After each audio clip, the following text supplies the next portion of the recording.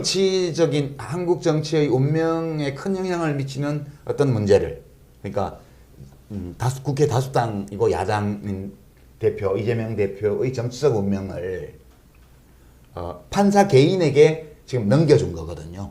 생사 여탈권을. 네. 그러니까 저는 이제 이거는 정치를 포기한 행위라고 봐요. 기본적으로.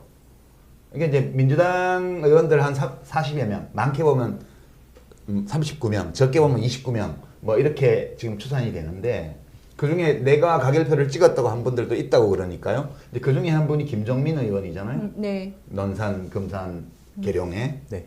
근데 김종민 의원이 지금 인터뷰에서 한 발언을 보면 왜 그렇게 했는지를 알 수 있어요. 우리가 욕하기 전에, 비난하기 전에, 판단하기 전에 왜 그랬을까를 아는 게 되게 중요하거든요. 근데 거기 보면 자세한 내용은 안 나오지만 박광원 원내대표를 통해서 이재명 대표에게 무엇인가를 제안했다. 제안했다. 네. 근데 이재명 대표가 그것을 수용하지 않았기 때문에 가결표를 찍었다.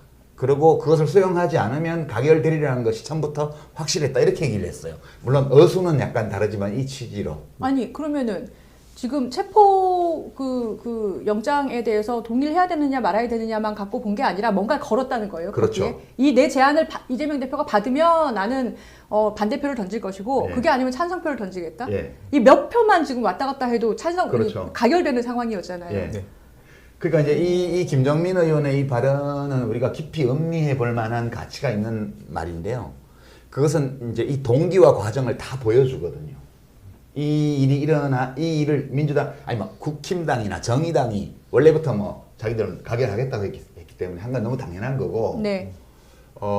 민주당 의원들 수십 명이 찬성표를 가를 찍은 것은 이제 두 가지 측면에서 우리가 김정민 의원의 발언이 진실이라면 이러한 전제를 두고 네. 두 가지 쟁점을 볼 수 있어요. 이 안에서. 첫 번째는 지금 말씀하신 게 첫 번째 쟁점이에요. 그러니까 당대표이자 동료 국회의원인 이재명의 신변 문제를, 구속 여부를 정부가 제출한 체포동의안의 내용을 가지고 가부를 판단한 것이 아니고 다른 거하고 연계했다는 거예요.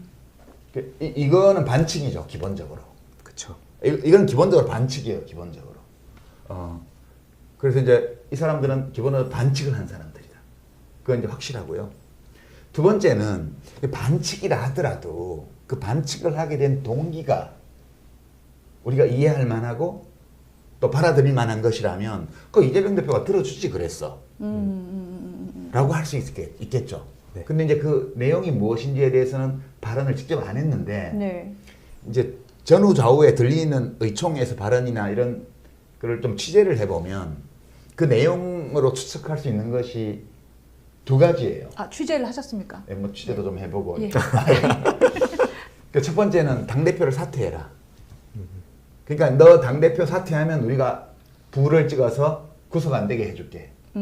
이게 첫 번째고요. 지금 언론에 보도된 내용인가요? 일부 보도도 되고 있습니다. 그다음에 이제 그렇게 되면 이재명 대표가 사퇴를 하게 되면 원내대표가 비대위원장 역할을 맡게 되죠. 네. 그래서 비대위를 꾸릴 거 아니에요. 그러면 이제 지금 중진 중심의 비대위를 꾸리자는 얘기는 이제 이 부표 찍은 거와 무관하게 앞으로 당을 어떻게 할 거냐를 가지고 김정민 의원이 또 얘기를 했어요. 네. 그러니까 지금 제가 추측하기에는 이재명을 사퇴시키고 당대표를 사퇴시키고 중진 중심의 그러니까 이제 그거는 비명계 중심이죠. 이재명을 반대하는 그 사람들 중진 중심으로 비대위를 꾸리고 그 비대위 체제로 총선을 치른다. 이재명이 이걸 오케이 하면 우리가 살려는 주자. 이 얘기예요. 이거는 그러니까 뭘 하고 그러냐를 내용을 보면 이것도 이제 당원들 77%가 표를 줘서 뽑은 당대표고 네. 지금도 민주당 당원들 일부 여론조사를 보면 90% 넘게 이건 부결시켜야 된다고 당원들이 얘기를 했어요. 그러니까 이제 우리가 민주주의 기본 원리가 국가는 국민주권 원리에 입각해 있고 정당은 당원주권 원리에 입각해 있는데 여론조사를 통해서 또는 당직 선거를 통해서 확인했고 지금도 확인할 수 있는 당원의 뜻과 완전히 반대되는 이제 비대위안을 내놓고 그걸 안 들어줬다고 이제 당 대표를 구속시켜도 돼라고 지금 한 거잖아요. 그러니까 이거는 저는 이거는 이제 그 내용으로 보면 협잡이고 네. 그 절차로 보면 반칙이고 그 아니 다른 판단을 할 수 있나요? 저는 보면서 저희 짧은 상식과 저희 짧은 정치 경험에 비추어서 판단해 볼 때 협잡과 반칙이라는 말 말고는 다른 어떤 언어로 그들의 행위를 묘사하는 건 불가능하지 않나? 그 생각을 좀 해요. 황